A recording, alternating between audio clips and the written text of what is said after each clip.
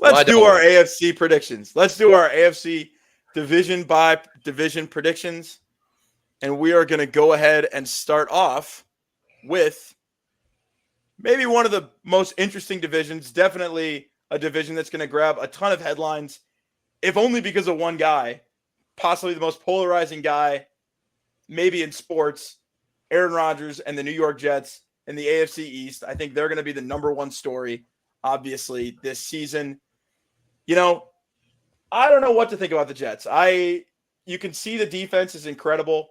You can't argue with the pieces they have there.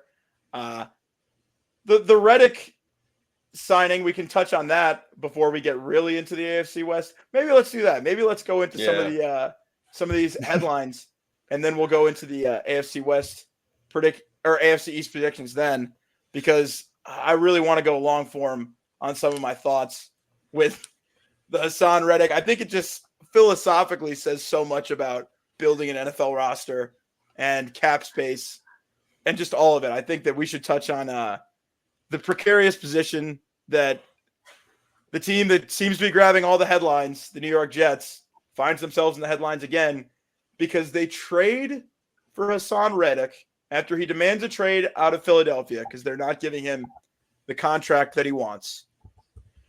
Demands a trade out of Philadelphia, gets traded to the Jets with no contract in place. They missed the step. They missed that part of the recipe that you actually have to have the contract in place with the disgruntled superstar so that he is gruntled once he arrives on your team. But they didn't do that. And so they traded for an angry Hassan Reddick, and he was happy for a second because he thought maybe they would give him the contract. And as soon as they showed their hands that they're not giving him the contract, what do you know? He's angry again. I think it's just head scratching is all you can say about why you would do that when you already had Bryce Huff. You already had a great edge rusher on the squad that you could have just paid.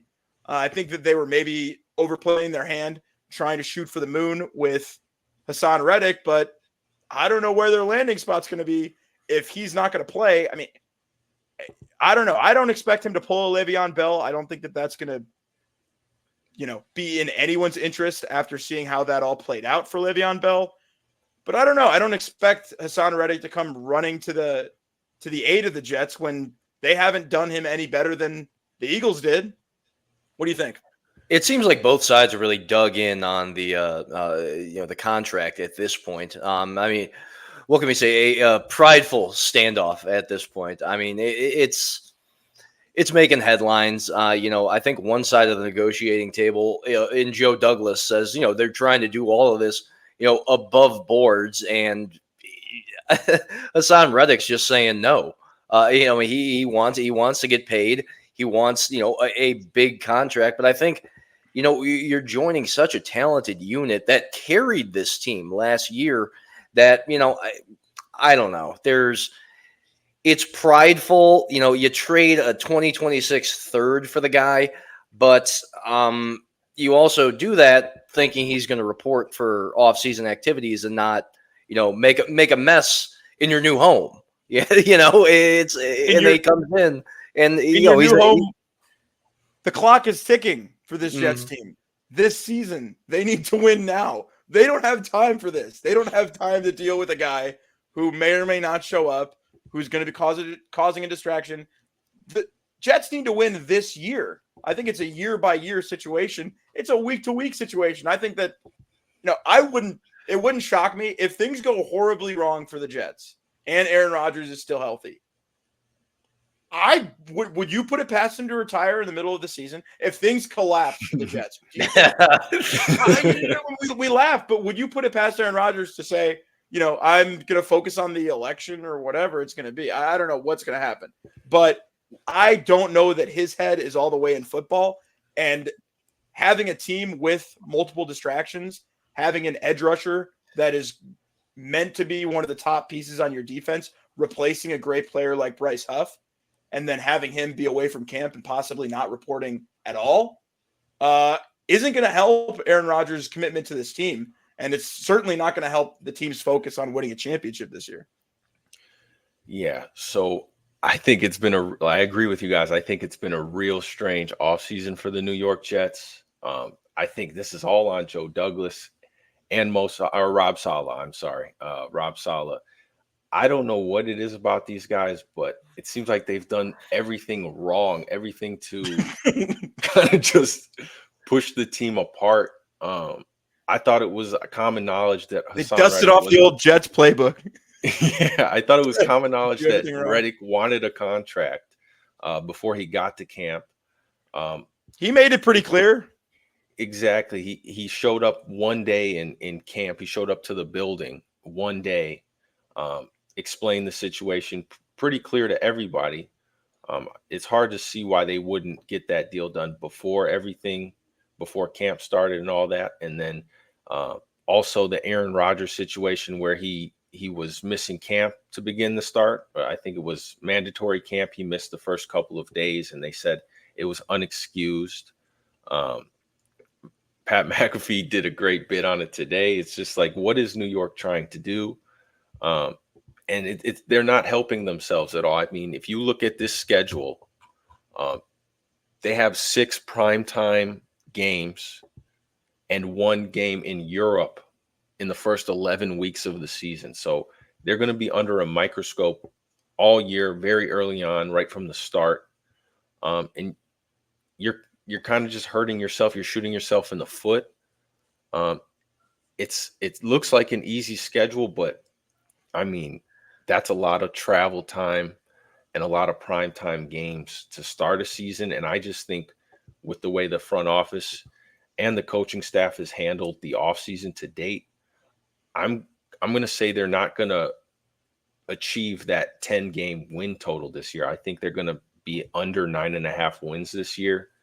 And it's unfortunate because it really doesn't have anything to do with on the field things. I mean, I love the players they brought in. I love the tackles they brought in. I mean, Tyron Smith is a Hall of Famer. I can't trust this front office, and I can't trust this coaching staff. I like one thing I think that plays into their into the Jets is what should I say? In what the Jets have going for them, right off the rip, though. I mean, so okay, you got the 49ers off the bat. That's your first game, but then you followed up with the Titans, Patriots, Broncos, and the Vikings. Then you go to Buffalo, and obviously we'll get to them, but there's questions in the wide receiver room. I mean, there's a good chance if everyone keeps a steady head on their shoulders and everyone stays healthy through 5 weeks, which who knows what's going to happen. They could be 5-1. I mean, they picked up Tyron Smith. They have Morgan Moses. They got John Simpson from Baltimore, and Elijah Vera Tucker's coming back. On the offensive line, the very unit that cost them their season last year. When Aaron Rodgers tore his Achilles. They have done everything possible, besides Hassan Reddick to this point to put themselves in a position to succeed, especially right out of the gate. It's just going to be, I mean, I think you throw out everything from last year with the Jets. And because, Breece Hall came into his own as well on that offense. You saw Garrett Wilson, even with Zach Wilson's play, elevate himself to a top-tier receiver, and that can only go up. Even Tyler Conklin played well. And I think all of these guys get elevated because of that play. But then again, it is the Jets, so anything can really happen. Well, it speaks to roster construction. You said that Tyron Smith, he's a Hall of Famer. He's also getting up there in age, and you also mentioned that the Jets' offensive line was what kind of cost them their season. Can also be simplified down to took 5 plays for 37-year-old Dwayne Brown to stumble over himself while Leonard Floyd made a simple move around him and tore apart Aaron Rodgers' Achilles. I mean, it was the Jets left tackle, Dwayne Brown, and they've replaced him now. And we'll see if that's all that they need to do. But I have serious questions about Aaron Rodgers in the sense that he seems brittle at this point in his career. He's an older player, but we also haven't seen great play from Aaron Rodgers since 2022, or before 2022, I should say, because last year, that was his last year in Green Bay. I should say since 2021, it's been 3 years since we've seen great play from Aaron Rodgers. And to be fair, he was playing amazing. I mean, he was torching my Bears en route to an MVP season. But since then, it's been a lot of what have you done for me lately? And it's been a lot of political, non-football storylines without a lot of touchdowns, without a lot of playing even. And, that's albeit out of his control. But then again, once again, he's a brittle guy. There's serious questions about his long-term health. I don't think he's going to play all 17 games this season. We'll see how far this Jets team can go, but I think they're only going to go as far as he takes them. So I don't know. I'm with you, Christian, that I don't expect them to hit a 10-game win total. I think that this division is too deep, for one, between the Bills and the Dolphins. And, the Patriots are going to be somewhat of a doormat this year, I would imagine, for that whole division. But they're not going to be as good as the Bills or the Dolphins, who I think will end up giving the Jets fits this year, because the Jets are going to have their mind elsewhere, whether it's Aaron Rodgers injuries or Aaron Rodgers off the field scenarios, or even if it's on the field and he's just arguing with his players. I think he's just generally not been a great teammate by all accounts. And I think that goes back to his Green Bay time. I mean, I don't think that I'm being terribly unfair. Well. My final thought is this. I'll always respect Aaron Rodgers.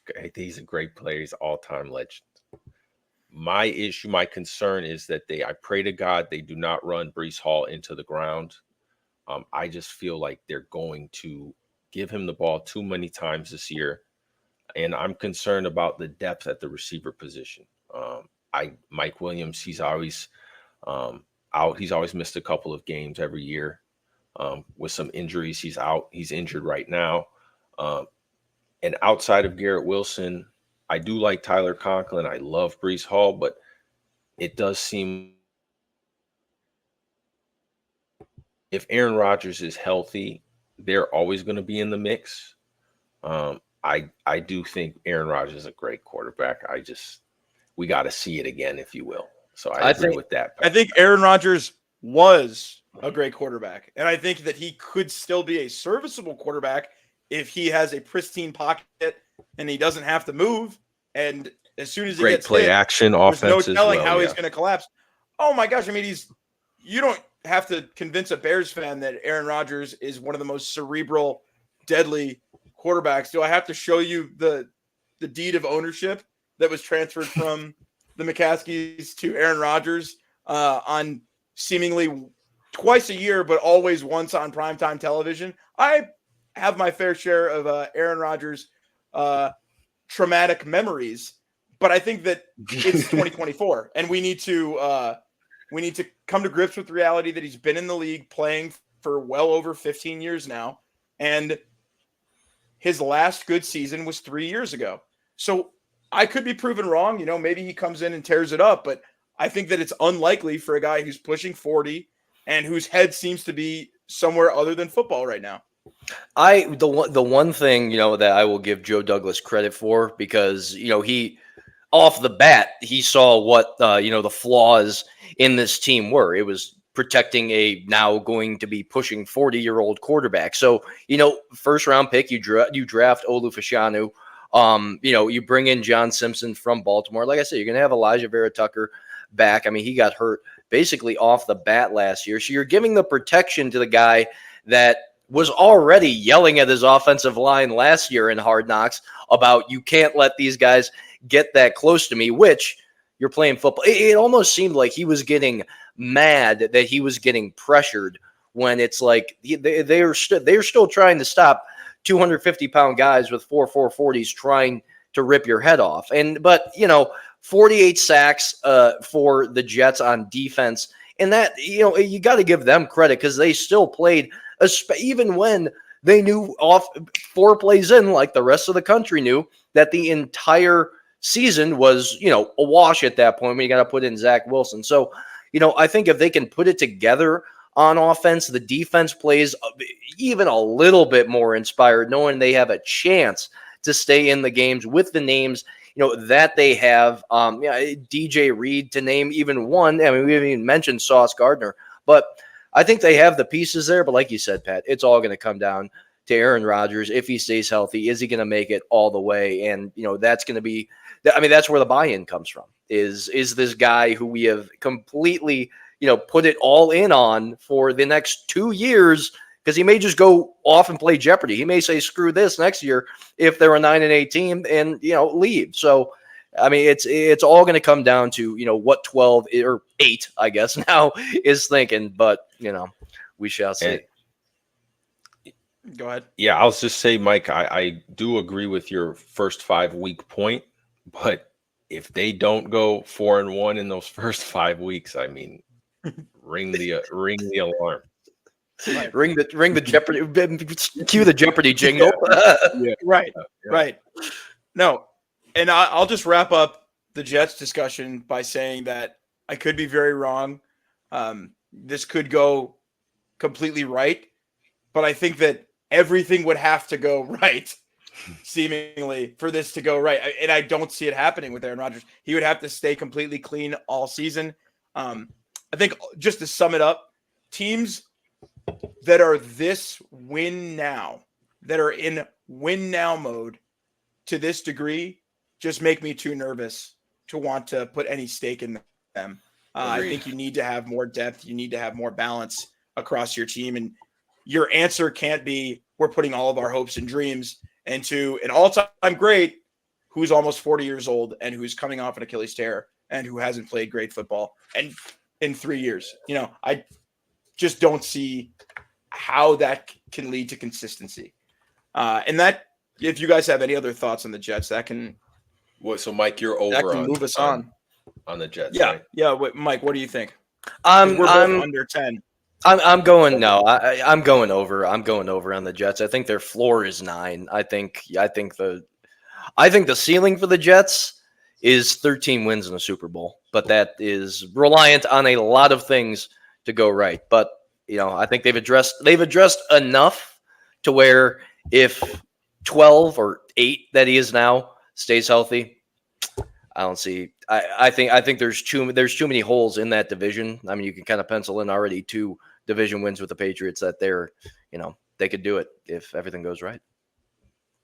Well, if everything goes right and they do win 13 wins, I doubt it will because of schematic guru Nat Hackett leading them to the land of success with his jokes that make Aaron Rodgers laugh that apparently got him his job at both the Broncos and the Jets offensive coordinator. But that can move us on to the next 2 teams that will be having their seemingly guaranteed wins against the decimated Patriots this season. What should we talk about, Bills or Dolphins first? Where are your heads at? Let's go Dolphins. Sure. All right, what do you think? I mean, this is a team that made the playoffs for the second year in a row under Mike McDaniel. I think what jumps off the page, obviously, everyone loves to talk about the offense last year. Obviously, an offense that put up 70 points last year. But, I mean, you got to stop and give some credit to the defense. I mean, this is the defense that finished top 5 in both pass rush and stopping the run. And to boot, they have the easiest strength of schedule in the NFL. So, I mean, you pair that with the explosive offense that they already have. I mean, even just looking at the weapons, I think even at his advanced age, I think OBJ is an upgrade over Cedric Wilson as a wide receiver 3. I think Jonnu Smith is an upgrade over Durham Smythe. It's an offense that I think is going to continue to keep humming with the creativity that we saw from Mike McDaniel, for 2 years now. It's just going to be, has the NFL caught up to it? Is he going to be too cute with it? And is it going to be Tua that lets them down in the end? And God forbid it's 20 degrees out if they make it to the playoffs and they got to play away. And Mike, to piggyback off the schedule point, I do love their schedule early on. I mean, it seems like a very winnable schedule through the first 10, 11 weeks of the season. So I do love that aspect of their season coming up. My biggest concern with the Miami Dolphins right now is the offensive line. I don't think they've done enough to really solve any of the problems with the offensive line. I mean, I get how much success they had, but I mean, an aging Teron Armstead, no real replacement yet for Robert Hunt that we've seen. I just have some real concerns about the O-line and then the health of the defensive line and those edge rushers that they lost last season with Jalen Phillips and Bradley Chubb. They should be back early enough this season to contribute. I do think signing Emmanuel Ogbah will help them throughout the course of the season. But right, if they don't get off to a really hot start, stay hot, and I'm talking like 7-0, 8-0 through the first 8 weeks of the season, like I think they might have issues down the stretch. And if you listen today to Pat McAfee, Mike McDaniel was on the show today, and he basically put it bluntly. We have to control the home field advantage if we don't want to play in negative 20-degree weather. So I think they're going to be motivated. I have too many concerns about their offensive line to say they're going to win 10 games this season. I actually have them under 9.5 wins as well this year. See, I'm glad we're talking about this because I remember getting into a big argument with my college roommate, fellow Bears fan, Vince Caparelli. Shout out to Vince. When the Bears played the Miami Dolphins in 2018, the year of destiny for the Bears, and it was a September game. I can't remember what week it was, but they were in Miami with the classic Miami home field advantage where it's September, it's hot, the Dolphins are in the shade, the away team is in the heat, and it was something the Bears had looked incredible up to that point. You know, they had I could relitigate the Bears 2018 season, but I won't do that here.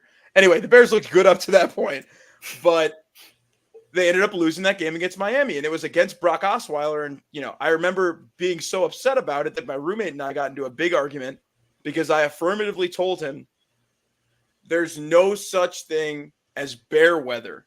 You know, that the Bears don't get better when it gets cold out. The Dolphins don't get better when it's hot out. Half of these guys are from Florida anyway. Most of them are from Florida, Texas, Louisiana, Georgia, or California anyway. They're all from the hot areas of the country, predominantly, if you're talking about skill players. I think it was a moot point. I think it was silly. And then I watched the 2023 Dolphins with Tua Tagovailoa, the Hawaiian quarterback, who I love. I mean, I'm an Alabama fan. I have been a Tua fan since seeing him on campus at Alabama, walking around before he was playing, watching his debut against Vanderbilt. I've been a fan since day one. But I'd be lying if I wasn't saying that the weather does look like it affects him. I mean, he looks like a totally different quarterback when he's playing in the heat versus when he's playing in the cold. And I think there's something to it when you talk about a team that relies this much on speed and this much on being able to heat it up against another team. And, you know, the cold will slow you down in that sense. So when you have a team, and it just happens to be Miami, and so maybe my buddy Vince got validated at the end of the day, and I'm going to give him his kudos here, because I think that we are seeing Dolphin weather. I won't call it bear weather, but I think we are legitimately seeing a team that depends on the elements, that can't have it be cold, because otherwise it's going to neutralize what I believe to be, and I do believe that, I'll say it right now, I think that they have, I don't know if I want to call them the best wide receiver duo. I think it's hard to quantify who the best wide receiver duo is in the NFL, but I certainly think they're the most difficult to game plan for. How are you going to game plan for Jalen Waddle and Tyreek Hill, two of maybe the fastest wide receivers in the league? You don't have DBs. You don't have multiple DBs that are going to be able to lock them up. So when you have that team and it's this dependent on the weather and it being hot, I think that my buddy Vince at the end of the day was right. And I will give him a formal apology. Bear weather is real. Dolphin weather is real. And in certain circumstances, teams will depend on the weather. I'll say it. I mean, I don't know if the Bills are better because they're in the weather, in the cold, but I damn sure know that the Dolphins were worse because they were in the cold. So we'll see how it plays out. I think that you made a good point how they should be banking wins. And like Mike McDaniel said on Pat McAfee's podcast, if they do want to control home field advantage, they're going to need to bank those wins in September early on in the season because it's not going to get easier for them. As once again, I said, you're going to have to deal with the cold weather in the most important time of the year. So I don't know. If I were a Dolphins fan, it would be making me nervous. But then again, you've got Tyreek Hill, Jalen Waddle, and the passing yards leader from last season. So, and I'm a Bears fan, so who am I to criticize? And the one thing that it does pop off the page with the Dolphins. I mean, not weather aside, they were 1-6 against teams that were over 500 last year. I mean, and that just shows, when the going gets tough, the tough get going, but they didn't get going. I mean, it seemed like they kind of sputtered, down the stretch. You would like to think that they did enough to kind of address that, but on the offensive side, I mean, it's going to be a very similar. It's going to be a very similar scheme, and then bring in OBJ over Cedric Wilson, who might be, a red zone presence, but obviously his own injury concerns. Jonnu Smith, I don't think, is a major needle mover on that offense. So it's going to be, is Tua going to have the time, and are those big deep plays going to be open for Waddle and Tyreek Hill, and then is Devon Achane going to be able to stay healthy? Is Raheem Mostert going to have? You can obviously probably bank on regression for Raheem Mostert with all the touchdowns that he scored in the red zone last year. But we shall see. There's a lot of question marks, and I just don't know if they addressed all of the issues that they had on the offensive line. But talking defense, I mean, Chop Robinson was their first round pick out of Penn State, so we'll see. I mean, they did lose some guys, but I think they tried to address it as best they could. Yeah, and my final point with the Dolphins, I think, is going to be key. The key major turning point for the team, I think, is going to be Week 9 versus the Buffalo Bills. I think there's going to be a clear turning point in the season. That's where I feel like it's going to start to get cold. They play at Buffalo Week 9. I just want to point that out. I think it'll be interesting to see how different they are in that first half of the season to the after Week 9. Interesting. The litmus test. Yep, absolutely. Yep. So, I mean, that can move us right into the other team on that weather spectrum, the Buffalo Bills, the team that many fans believe will be the leader of this division this year. The team that, I got to be honest, I think that they're going to lead this division this year. I'm still a believer in the Buffalo Bills. I'm a believer in Sean McDermott as the leader of this defense. You still have the foundation of this defense present, with Matt Milano calling the defensive coverages in the middle, and just, you've still got Josh Allen is the most important thing, obviously, at the end of the day, is he can completely change a game by himself. He can break a game by himself. I do think that Keon Coleman is going to have a struggle in terms of separation, but that it doesn't appear to be, at least in the preseason reps that I've seen, it doesn't appear to be affecting him because the guy's hands are glue. He can catch anything that you throw to him. I think that Josh Allen's ability to improvise will give him time to separate and give him time to find space. I think that they're going to work through that. And I think that also that, and it's an interesting situation when you move on from a player who seemed to be disgruntled in Stephon Diggs. Does that lead to a more balanced offense? Does it lead to a more free Josh Allen to where he doesn't feel like he has to force targets to Stephon Diggs, who is a great receiver, but also maybe wasn't the best option every time, as opposed to now Josh Allen, he is the guy. He's not reliant on any number one receiver to elevate him. He will be the elevator for the rest of the team. And we'll see. I am a believer in Josh Allen. I think he's a top 3 quarterback in the NFL. I think that he's right up there with Patrick Mahomes in terms of his ability. I think that those two are unique in terms of being just that cyborg quarterback that nobody wants to face, especially in the playoffs. They're both dynamite in the playoffs. So once again, my belief in the Bills is going to be in Sean McDermott as a defensive coach, and somewhat in a role of calling the plays and taking over that side of the ball and handling that, and then letting Josh Allen handle the offensive side, fully investing in him and letting him run the show. I think that the Bills are set up well to exploit the flaws of the Dolphins, the Jets, and if you can believe it, the Patriots. And I think, Pat, as you mentioned, Josh Allen, obviously a scrambling QB. The Bills were first in sacks, allowed last year. I mean, talking about, Josh Allen being a scrambling quarterback. They only lose Mitch Morse on, their front line, of offensive linemen. So, I mean, he's going to have the time. I think, can you expect Josh Allen to gel with new receivers, an explosive guy like Keon Coleman, and to elevate the play of guys like Khalil Shakir? And I expect Dalton Kincaid to skyrocket this year as a legitimate tight end on that offense. And you bring in a guy like Curtis Samuel, who was, a second and third option in Washington. He becomes a wide receiver number 2, could even be. I mean, we saw how explosive he was in Carolina before injuries kind of derailed him. They have all of the tools, and we haven't even mentioned James Cook. Offensively, everything is still there, and the potential is still there because you have such a dynamic quarterback in Josh Allen, I think. Yes, I'm in a complete agreement with both of you guys. I think the offense is going to be a great offense this year. And yeah, Mike, I was going to say James Cook is going to be, I believe, the breakout star for this group. I think he's a top 10 running back in the league this season. Obviously a great fantasy pick, but I don't know the fantasy metrics per se, but I do think he's going to have a great year this year and significantly more touches and a significantly higher role or more significant role in that offense. And as you said, Mike, the retention on the offensive line is a big deal.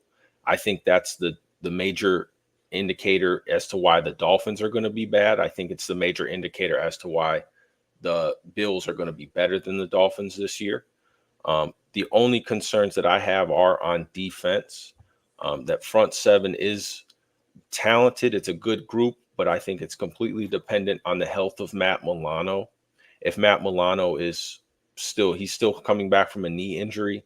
If he's not 100% by the halfway mark, I'm going to be a little bit concerned about this defense. Huge fan of Cole Bishop coming out of Utah. He does have a shoulder issue, so concerned about that somewhat as well. But I think if they can stay healthy on the defensive end and keep Matt Milano, their leader on defense, if he can stay healthy, and I believe he has the green dot. If he can hang on to that green dot all year long, I think this team can easily win 11 games, 12 games this year. Yeah, having a top quarterback will afford you that luxury and afford you that flexibility in terms of you might not have the talent around him, but if you've got a guy like Josh Allen, it really doesn't matter because he's going to make it happen with his influx of talent for sure. So with that, let's move on. Now that we've discussed some of the most competitive teams in the AFC East, we can touch briefly on the New England Patriots. I think this is a team we don't have to spend too much time, but there is it's not all doom and gloom. When you have a young quarterback and you have a rookie quarterback with the tools that Drake May has and with the physical capabilities that he's been blessed with that you can't teach, there is definitely something to that. Will it lead to any success this season? I don't believe so. I think that this team is intent on looking towards next season, on letting Drake May sit and learn behind Jacoby Brissett. I think they're probably going to cut Bailey Zappi, just to get the noise out and to keep that room friendly to Drake May. But we'll see. I think that Jared Mayo he's doing his best as the successor to the GOAT. You can only do so much. You can try to keep as much of that Belichick aura as you can. But at the end of the day, you have to be your own coach. I think he's trying to go that route, but I think it's probably going to be a rocky road for Mr. Mayo to begin with. I think to play devil's advocate for the Patriots, though, their defense was solid last year, and there's no newcomers to the starting unit. They had injuries kind of off the bat. I mean, Christian Gonzalez only played 4 games, with the team. They keep a guy like Jonathan Jones. They keep Kyle Duggar, and one of their leading rusher, Christian Barmore, Dietrich Wise as well. They have names on the offense. Judon too. They still technically have Judon as well. And it was a team that was so good against the run last year. So I think are they going to be able to generate enough, field flipping plays on defense to where they're not putting as much pressure on their offense, on, their rookie quarterback? They have a solid defensive front. Like we said, no newcomers to the starting unit. Jabril Peppers, really coming into his own as a defender, led the team in passer rating. I think, that's going to be the focal point of what, is it 2.5 or do they get the 3.5 wins? I think that's really going to be where it comes down to if they're able to steal 1 or 2 games. I mean, there's so many question marks on the offensive side of the ball, but I think Gerard Mayo and the Patriots are going to be able to lean on that defense, at least in the early going, to kind of take a little bit of the pressure off Drake May off the bat. What do you think, Christian? Yeah, Mike, I'm glad you brought up their defense, because the defense is still a really talented group. The important note, I think, with Christian Barmore, he has blood clots. So hoping he is doing well and hoping for a quick recovery there. I don't know how long he'll be out. We're all tied to him as well. Yeah. But I don't know how long he's going to be out with blood clots. Matthew Judon, I think he requested a trade. That was a Bears target. I was going to ask you guys about if you thought the Bears should go get him. And then Jabril Peppers silently had his best year in the NFL. It's surprising to say Jabril 10 years Peppers late. name. Yeah, and say like he could have been a top 15, top 10 safety last year. I think he's really talented. I mean, that group, Gonzalez, Peppers, Duggar, Jonathan Jones, that's a really good group to build on.